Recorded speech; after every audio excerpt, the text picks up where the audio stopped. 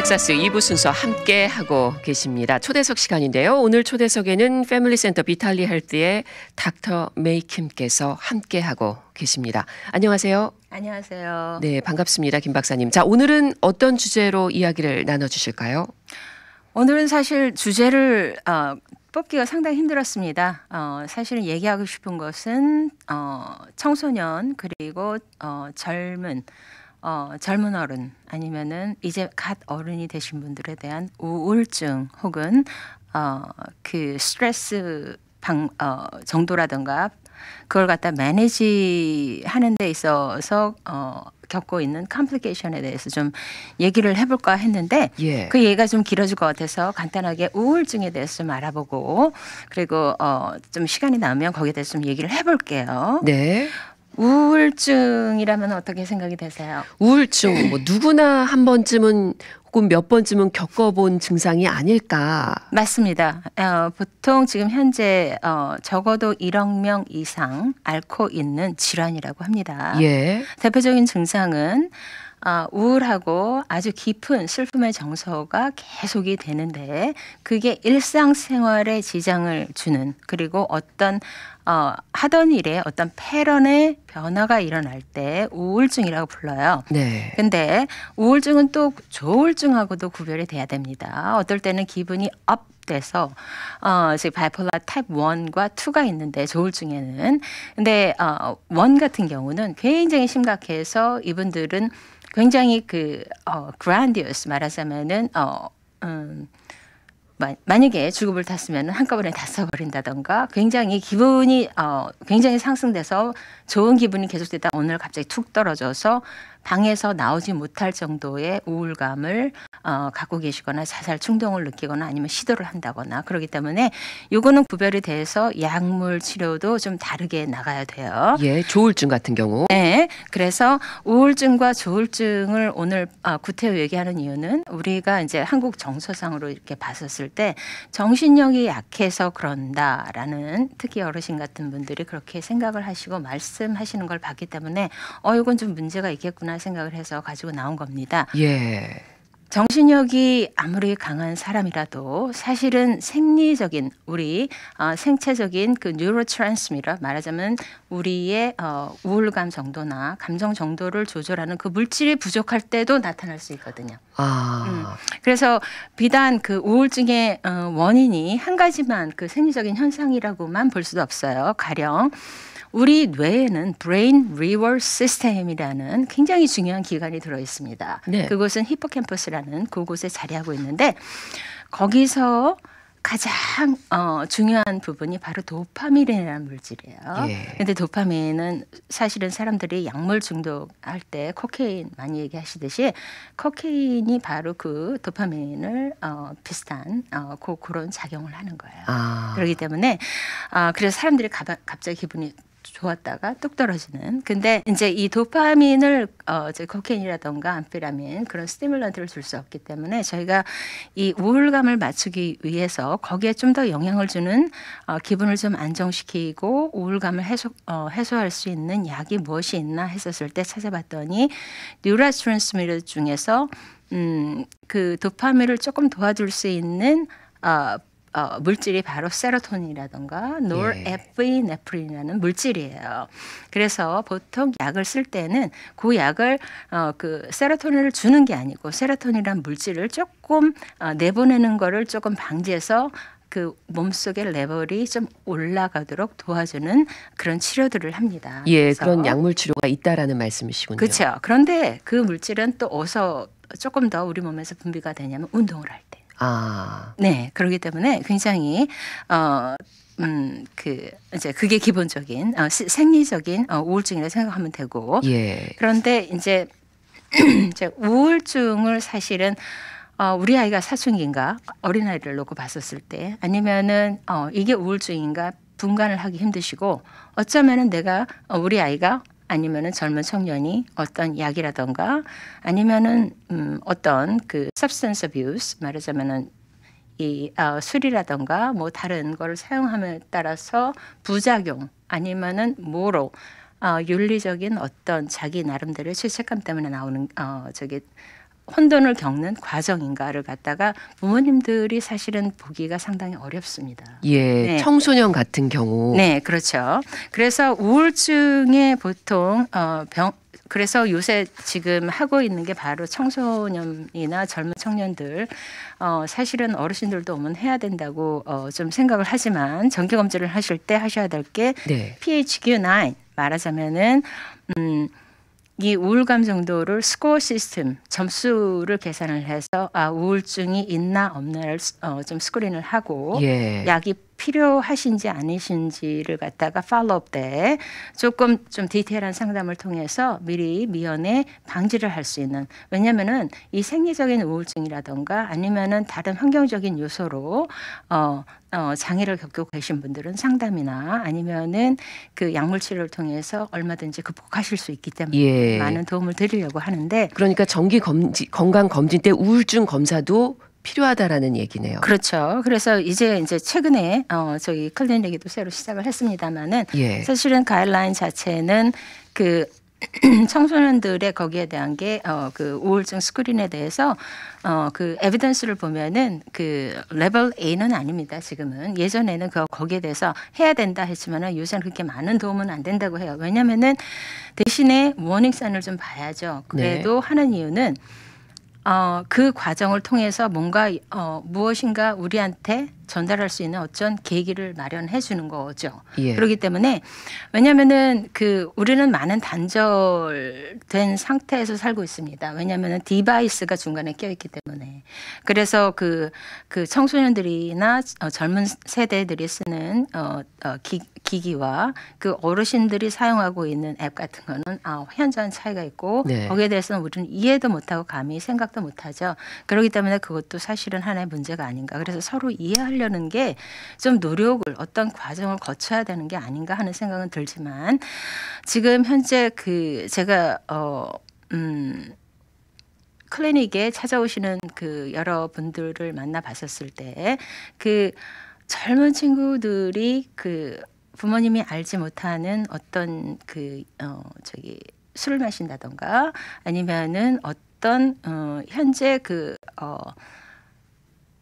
법적으로 제재를 받지 않는 약물이지만은 이 시중에서 아마존 같은 데서 팔아서 예. 구입해서 중독의 위험성이 그렇죠. 있는 중독의 위험성이 있는 물질을 한다던가를 좀 봐요. 예. 그래서 저도 사실은 놀랐기 때문에 왜냐하면은 거의 생각도 할 수 없는 생각도 참아하지 못했던 친구들이 갖고 오니까 그래서 조금 더 눈여겨보는 게 좋지 않은가. 그래서 예. 미리미리 인터뷰를 하셔서 우리가 도와주는 게 좋은 게 아닌가 하는 예. 생각에서 좀 한번 생각해보는 시간을 갖자고 사실은 제가 이 주제를 갖고 나왔습니다. 예. 이 우울증이라는 것이 청소년부터 노년에 이르기까지 광범위하게 걸릴 수 있지만 또한 청소년들에게 있어서는 더욱도 이것이 유해할 수 있겠네요. 그렇죠. 그대로 방치할 경우. 사실은 어르신 노인 우울증에 대해서 따로 시간을 마련해서 얘기를 들을 생각이지만 적어도 오늘은 청소년에 대한 말씀을 드리려고 나온 거고요. 예. 왜냐하면은 우리가 구별을 해야 되는 게 약물 중독이나 어떤 알코올의 디펜던시 의존성에서 오는 우울증 같은 것들은 우울증 진짜 우울증하고는 구별이 돼야 되거든요. 네. 네, 그렇기 때문에 그거를 조금 깊게 생각해 보셔야 할 것 같고요. 예. 그래서 이제 우울증에 대해서 이제 저희가 행동 아니면은 주변에서 볼 수 있는 것들은 우울한 기분이 하루 종일 유지가 되고 식욕이 감퇴될 수도 있지만 식욕이 확 늘어날 수도 있어요. 예. 그리고 불안하고 초조하고 그리고 내가 무엇인가를 나가서 하던 것들을 안 하려고 해요. 네. 그래서 가령 학교를 간다거나 아니면 친구들하고 나가서 자주 어울리던 친구가 갑자기 하기를 싫어한다거나 그리고 항상 웃던 아니면은 웃어야 할 순간에 웃지를 못한다거나 네. 그런 것들 기쁨을 느낄 수 있는 그 센터 자체가 이렇게 닫힌다고 생각을 하시면 돼요. 예, 그러니까 부모님들께서 특히 청소년 아이들을 보실 때 좀 많이 달라졌다. 왜 평소 같지 않지? 왜 이러지 우리 애가? 그러면 그게 우울증일 가능성이 있는 거네요. 가능성은 있죠. 그런데 이제 사춘기 때문에 그래. 뭐 사춘기죠. 라고 예. 말씀하시는 분들이 많은데 그거는 조금 구별이 돼야 돼요. 예. 무드, 사춘기의 감정 증상과 우울증은 다르다는 말씀이시네요. 그렇죠. 네. 왜냐하면 사춘기는 호르몬의 작용을 인해서 잠정적으로 왔다가 그 리커버리가 좀 빨라요. 즉 사실은 그게 사춘기의 증상이 청년기까지 간다면은 조금 생각을 해봐야 되겠죠. 예. 근데 이제 청소년들이 잠은 많이 자요. 네. 그렇죠. 보통 밤 늦게까지 뭐 컴퓨터하고 아이폰하고 게임하다가 아침 늦게 일어나서 잠자는 패런이 바뀔 수도 있고 상당히 애매합니다. 거기다가 먹는 습관도 뭐 밤중에 문 열고 혼자 먹는 아이들도 많고 예. 그렇기 때문에 상당히 애매할 수 있지만 그럼에도 불구하고 지켜보셔야 되는 것들은 그럼에도 뭔가 석연치 않은 왜냐하면은 평상시 그래도 같이 하는 시간 동안에 보여주었던 그런 것들이 많이 바뀐다 생각될 때는 한번 생각해 보시는 게 좋을 것 같고요. 이것이 단순히 사춘기적인 증상이 아닌 우울증일 수 있다. 이렇게 한번 생각해 보셔야 된다는 거군요. 그렇죠. 거기다가 또 하나 또 짚고 넘어가야 될 부분들은 특히 이제 여성과 같은 경우들이 많을 수 있는데 저기 메디컬 말하자면은 가지고 뭔가 진행되고 있는 질환으로 인해 우울증 이외의 것들이 우울증인 것처럼 나타날 때가 있어요. 그 바로 갑상선 호르몬 질환입니다. 예. 갑상선 호르몬 기능 저하증은 갑상선은 굉장히 예민한 호르몬이라 우리의 브레인에도 영향이 가죠. 그래서 우울감이 있고 굉장히 무기력하고 우울증하고 똑같아요. 증상이. 네. 그리고 잠을 자도 피곤해하고 뭔가 푸석푸석한 그리고 좀 살짝 부은 체중이 좀 부는 그런 현상이 일어나면 그리고 입맛도 떨어지면서 그러면은 갑상선 질환도 의심을 해봐야 되거든요. 그래서 저희가 이제 조금 이제 저희 젊은 친구들이 그런 정서적인 아니면 정신적인 아니면 무드 감정적인 그 기복으로 인한 클리닉 비짓이 있었을 때는 반드시 저희가 검사를 하는 게 갑상선 검사입니다. 예. 네. 그렇군요. 이렇게 뭔가 의심이 될 때는 병원에 가서 검진을 받아보고 또 우울증이다 그러면은 거기에 따른 약물 치료가 가능한 거죠? 그렇죠. 약물들이 여러 가지가 있습니다.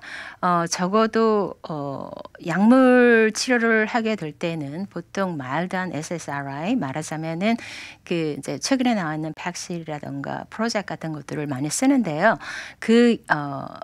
약물이 다 하지는 않습니다. 네. 약물과 카운슬링을 병행하셔야 되고요.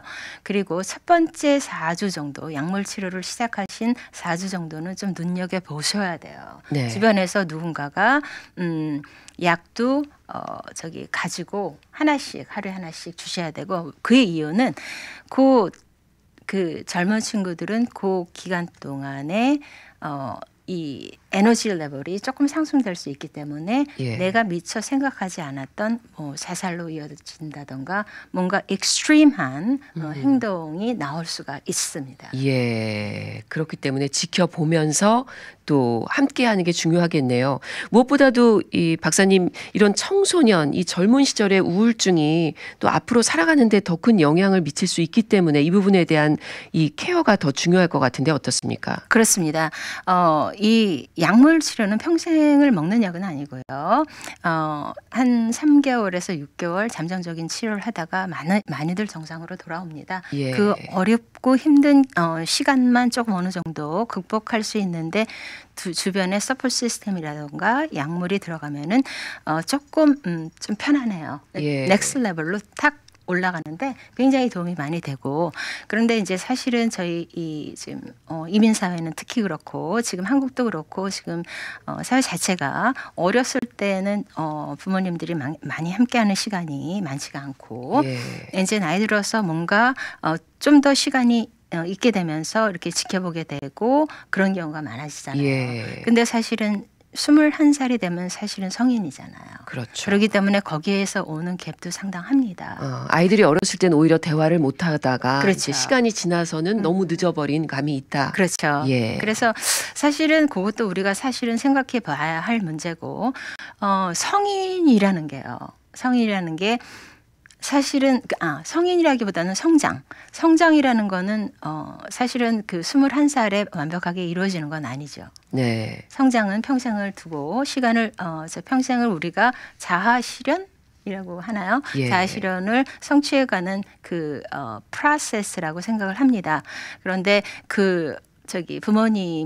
부모님 말하자면 우리는 어떤 연유로 아이를 세상에 내놓긴 했지만 그 어렸을 때는 인격이라던가 아니면은 아주 건강한 정신의 성인이 되는 그 과정을 도와주는 입장이고 말하자면 성인이 된 이후에는 그 과정에서 필요할 때는 서포터로서 항상 존재한다는 거를 각인을 시켜주는 과정이 그리고 아이들이 그것을 인지하는 게 너무나도 중요하고 네. 아이들의 자존감을 굉장히 잘 받아들이셔야 돼요. 자존감하고 말하자면 자존심하고 차이가 있죠. 예. 그렇기 때문에 자존감이 높은 아이들로 키워주는 자기를 사랑할 수 있는 사람으로 키워주는 게 너무나도 중요하다고 생각합니다. 예. 예, 김 박사님 오늘 또 아주 중요한 말씀 해주셨네요. 우울증 뭐 누구에게나 어떻게 보면 겪어본 적이 있을 수 있는 그런 질병인데 특히 이 청소년 우울증에 대해서 우리 부모님들께서 또 어떻게 생각하셔야 되는지 또 잘 또 분별하고 그 부분을 또 병원에 또 가서 또 전문가와 상담이 필요한 경우는 결코 소홀히 여기면 안 된다는 것. 그렇죠. 예. 절대로 개개인의 정신력이 약해서 생기는 것이 아니고 이것은 어떤 그 만성이나 급성 당뇨처럼 분명히 그 DSM-5 크라이테리아가 요새 최근에 나왔는데 병의 진단이 우울증이라고 어떤 현상이 아닌 질환입니다. 그것을 인지하시고 같이 만약에 우울증을 앓고 계신 분들이 계시다면 참여하셔서 도와주려는 그것도 상당히 중요하다고 생각합니다. 예, 김 박사님 오늘 말씀 잘 들었습니다. 지금까지 패밀리 센터 비탈리 헬스의 닥터 메이 킴과 함께했습니다.